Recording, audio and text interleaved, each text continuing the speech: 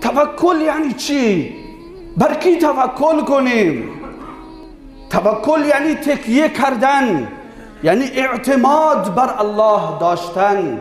ببینید اگر تو کارهای دنیوی خودمون اگه ما یک مسئله دادگاهی داشته باشیم، یک اختلافی با کسی داشته باشیم، یه پرونده‌ای داشته باشیم، قطعا واسه خودمون میریم وکیلی انتخاب میکنیم، یه وکیل قدر، یه وکیل توانمند که از ما دفاع بکنه، در دادگاه برای ما لایحه بنویسه، قاضی رو مجاب بکنه که به نفع ما فیصله بکنه.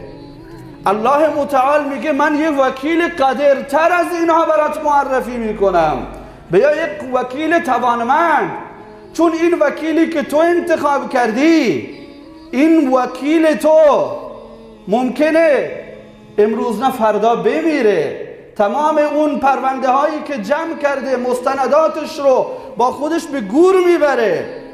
پس بر کی توکل کن؟ میگه و توکل علی العزیز الرحیم و توکل علی الحی الذی لا یموت. بر خدایی توکل کن که هرگز مرگ سراغ او نمیاد. و توکل علی الحی الذی لا یموت و سبح بحمده. بر کی توکل کن؟ این وکیل هر لحظه همراه تو نیست، این وکیل دنیا، اما بیا بر من الله توکل کن. و توکل علی العزیز الرحیم الذی یراک حین تقوم.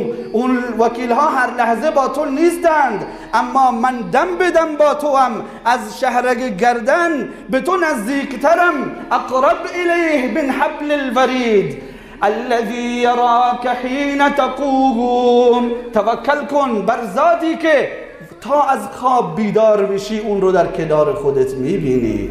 الذی یراک حین تقوم و تقلبک فی الساجدین. اگر شبانگاه بلند بشی خدایت رو فریاد بزنی، اون الله بیداره، نجوای تو رو میشنوه.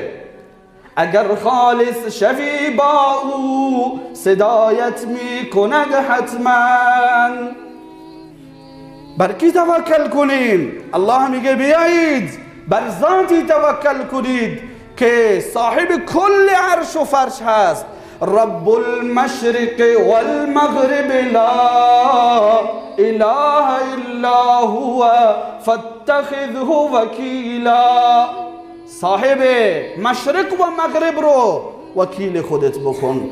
رب المشرق والمغرب لا اله الا هو فاتخذه وکیلا. بیا این الله رو وکیل خودت کن. ببین که در سختی های زندگی الله تو رو تنها میذاره.